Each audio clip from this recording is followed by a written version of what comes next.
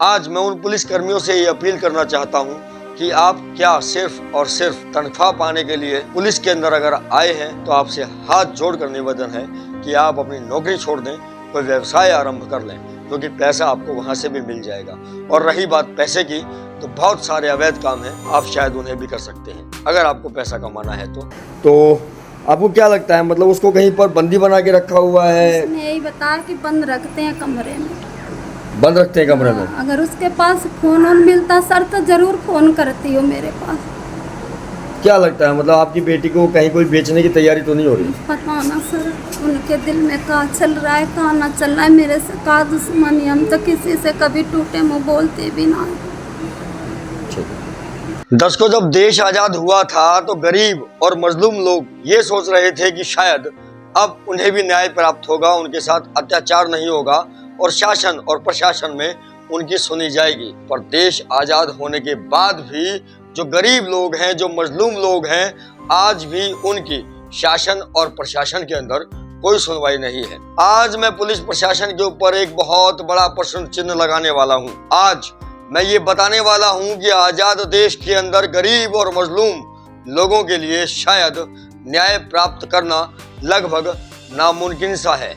आप मेरी इस रिपोर्ट में मेरे साथ बने रहें, जुड़े रहें और जानें कि आखिरकार इस आजाद देश के अंदर जिस पुलिस के ऊपर गरीब लोग विश्वास करते हैं, उनके विश्वास को कैसे पुलिस कर्मियों के द्वारा तोड़ा जाता है। आप देख रहे हैं ATN न्यूज।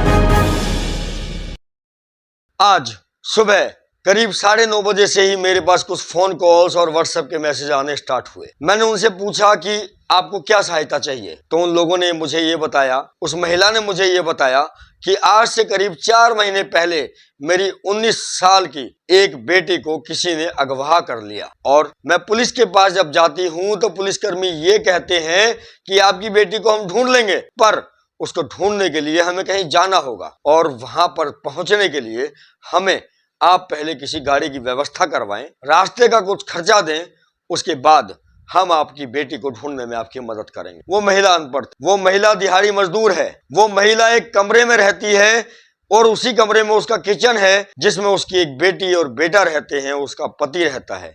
उसका पति भी एक मजदूर है, एक हेल्पर है और एक कंपनी के अंदर हेल्परी की जॉब करता है। उस महिला ने पुलिस के ऊपर विश्वास किया और उसने ये सोचा कि शायद हो सकता है कि पुलिस सही कह रही हो, पर उस महिला के पास इतने पैसे नहीं थे कि वो उन पुलिस कर्मियों को गाड़ी मुहैया करवा पाती किराए पर लेके और उसके बाद पुलिस अपनी तफ्तीश आरंभ कर पाती। उस महिला ने आज हमें संपर्क किया।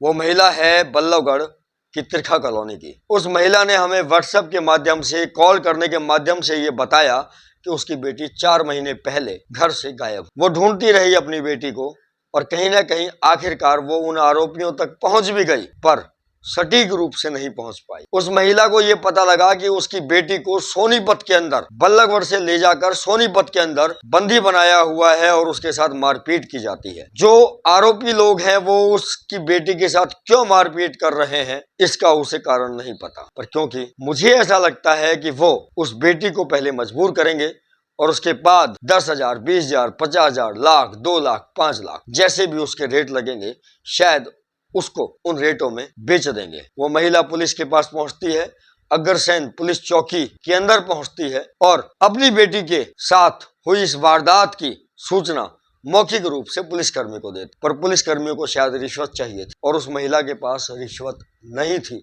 वो चुपचाप अपने घर बैठ गई। उसे एक पत्रकार का सहारा दिखा, उसने हमें कॉल किया, हो सकता है और भी पत्रकार भाइयों को कॉल किया हो। पहले तो मैंने ये जांचा कि ऐसा तो नहीं कि कहीं मुझे ही फंसाने के लिए किसी महिला के द्वारा कॉल करवाया जा रहा है। तो पहले मैंने उनसे संपर्क किया, फोन के माध्यम से बात की, व्हाट्सएप पे बात की, प्रूफ इकट्ठे किए और उसके बाद मैं उस महिला के पास पहुंचा और मैंने ये जाना कि क्या ये महिला वास्तव में दुखी है या फिर उल्टा मुझे ही फंसाने के लिए किसी की कोई चाल है। मैंने ये पाया कि वो महिला वास्तव में दुखी। उस महिला का मैंने बयान लिया और बयान देते वक्त वो महिला रो पड़ी। आज मैं उन पुलिस कर्मियों से ये अपील करना चाहता हूँ कि आप क्या सिर्फ और सिर्फ तनख्वाह पाने के लिए पुलिस के अंदर अगर आए हैं तो आपसे हाथ जोड़कर निवेदन है कि आप अपनी नौकरी छोड़ दें, कोई व्यवसाय आरंभ कर लें, क्योंकि पैसा आपको वहां से भी मिल जाएगा। और रही बात पैसे की, तो बहुत सारे अवैध काम हैं, आप शायद उन्हें भी कर सकते हैं अगर आपको पैसा कमाना है तो। पर मैं आपको अवैध कामों से पैसा कमाने की सलाह नहीं दे रहा। भगवान ने आपको एक मौका दिया है समाज सेवा के साथ साथ अपनी आजीविका कमाने का। आप उस महिला की उस मौखिक शिकायत को लिखित शिकायत के रूप में परिवर्तित करते, उस महिला के द्वारा दी गई शिकायत को FIR में तब्दील करते और उस महिला के द्वारा मुहैया करवाए जाने वाले सबूतों के आधार पर उसकी बेटी को ढूंढने की कोशिश करते, तो वाकई में आज मेरा मन इतना ज्यादा दुखी ना हो।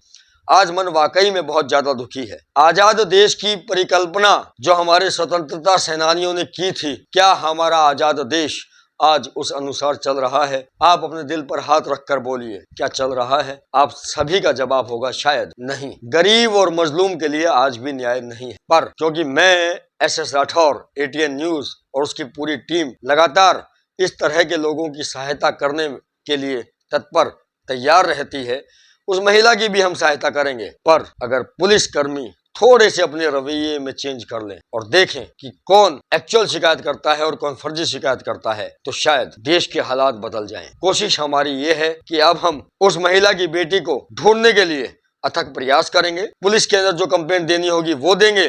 पुलिसकर्मी अगर काम नहीं करेगा तो उस पुलिसकर्मी के खिलाफ कंप्लेंट देंगे और हमें session court, district court, high court, supreme court तक भी अगर जाना पड़ेगा तो हम जाएंगे। इन गरीबों का कोई नहीं। इन गरीबों को सिर्फ और सिर्फ ऐसा लगता है कि देश आजाद हो चुका है और गरीबों के साथ सरकार है, पर हकीकत ये है कि शायद बस गरीबों के साथ ही सरकार नहीं है। दर्शकों, देखिए उस महिला ने क्या बयान दिया। इस वक्त मैं मौजूद हूँ बल्लभगढ़ की तिरखा कॉलोनी में और ये जो मेरे सामने आप महिला देख रहे हैं, इनकी बच्ची जो कि करीब 19-20 साल की है, आज से 4 महीने पहले किसी के द्वारा साजिश के तहत कहीं पर छुपा ली गई और जब ये पुलिस में गए तो पुलिस ने इनकी दरखास्त लेने से मना कर दिया। पुलिस ने साफ तौर पर इनसे ये कहा कि पहले आप लड़की का पता कर लो, लड़की कहाँ है, लड़की को ढूंढ लो, उसके बाद हमारे लिए गाड़ी वगैरह का इंतज़ाम करवाओ, तब हम आपके साथ चलेंगे। ये जो बहन है, इन्हीं से जानेंगे कि आखिरकार पूरी घटना है क्या। क्या नाम है जी आपका?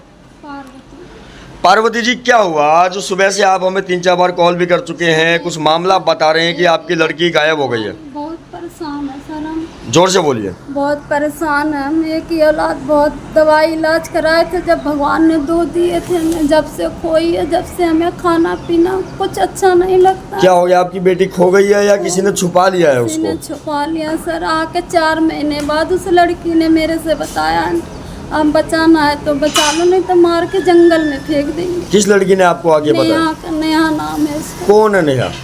नेहा यही रहती है, पेट्रोल पंप पे तेल भरती है। कहाँ, कौन से पेट्रोल पंप पे? यही बुद्धत कॉलोनी वाले। बुद्धत कॉलोनी में तो कोई पेट्रोल पंप नहीं है, एक तो तिगांव रोड पर है, नया खुला है अभी। और भीकम कॉलोनी में जो नया खुला है वहीं पे, भीकम कॉलोनी में जो भीकम कॉलोनी। तो उन्होंने कोई, उस लड़की ने आके आपको कोई ऐसा भी संदेश दिया कि भाई कोई पैसे वगैरह चाहिए आपसे? कुछ भी ना बोला सर उसने। आपकी बेटी से बात नहीं हो पा रही? कुछ ना हो पा रही। आप पुलिस में गए, पुलिस ने क्या बोला? पुलिस ने बोला कि तुम्हारी, गए थे हम लोग तब बोले पूरा पता ढूंढ के ले आओ, गाड़ी करके ले आओ, जब हम चलेंगे। पुलिस ने आपकी दरखास्त ली क्या? दरखास्त तो लिख रखा, लेकिन सुनवाई ना करा कुछ भी। दरखास्त की रिसीविंग दी आपको कोई उसके ऊपर स्टैंप वगैरह लगा के? कुछ भी ना दिए। तो आप कितनी बार गए हैं पुलिस चौकी? कई बार जा चुके हैं, हम बहन को भी लेके गए, कई बार जा। कहाँ पे है पुलिस चौकी? कहाँ गए थे आप? चंद्रसेन चौकी पे। अग्रसेन? हाँ, अग्रसेन चौकी पे। कितनी बार गए थे आप? कई बार मतलब 4 बार 5 बार? हाँ, 4-5 बार गए थे। तो कोई सुनवाई नहीं हो रही आपकी? फिर यहाँ पर लेडीज चौकी किसी ने बताया, वहाँ पर भी गए थे तो उसने, लेडीज ने बोली कि तुम्हारी लड़की भाग गई होगी, तो जानती है यहाँ पर, तू तो ड्यूटी करती है, तेरे को पता है। अच्छा, लेडीज पुलिस ने आपसे ये कहा कि तुम तो ड्यूटी करते हो, तो तुम्हारी लड़की भाग गई होगी। गरीब इंसान है सर, हम कमाएंगे ना तो कैसे बाल बच्चा पालेंगे। पुलिस प्रशासन से क्या कहना चाहते हो आप? ठीक है, हमारी बच्ची ढूंढ के हमारे पास दे दे बस। जो लड़की आपके पास आई थी ये बताने के लिए कि भाई तुम्हारी लड़की वहाँ पर है, हाँ। तो उसने कहाँ का पता बताया लड़की का? सोनीपत का। सोनीपत का? हाँ। तो आप सोनीपत गए क्या? ना गए ना, हमें पता ना बताई वहाँ का जिस जगह रख रखे, खाली ये बताई कि सोनीपत में है। उस लड़की को कैसे पता लगा कि भाई वो आपकी बेटी सोनीपत में है? कि हमारे बहन के ननद के घर में। आपकी बहन के ननद के घर में या उस लड़की की बहन के? उस लड़की के, नेहा के बहन के नंद के घर में बता रहे। तो दर्शकों आप देख सकते हैं एक गरीब परिवार है और कहीं ना कहीं पुलिस कि एक जो भूख होती है पैसे की, कि वो हर केस में उनको पैसे चाहिए, गाड़ी चाहिए। अब ये देखिए, एक कमरे में रहते हैं, एक छोटी सी रसोई है यहाँ पर, एक लड़का और एक लड़की है। इनकी लड़की करीब 19-20 साल की है, और पहले तो वो ये सोच रहे थे कि वो लड़की शायद कहीं चली गई है, और अब जैसा कि ये खुद अपने आप बता रहे हैं कि कोई एक लड़की है नेहा, उसने आकर इनको सूचना दी है कि इनकी जो लड़की है वो सोनीपत में उस नेहा जो लड़की है उसके रिश्तेदार के यहाँ पर है। तो आपको क्या लगता है, मतलब उसको कहीं पर बंदी बना के रखा हुआ है? उसने यही बताया कि बंद रखते हैं कमरे में, बंद रखते हैं कमरे में। अगर उसके पास फोन ऑन मिलता सर तो ज़रूर फ़ोन करती हो मेरे पास। क्या लगता है, मतलब आपकी बेटी को कहीं कोई बेचने की तैयारी तो नहीं हो रही? पता ना सर, उनके दिल में क्या चल रहा है क्या ना चल रहा है। मेरे से का दुश्मनी, हम तो किसी से कभी टूटे मुँह बोलते भी ना।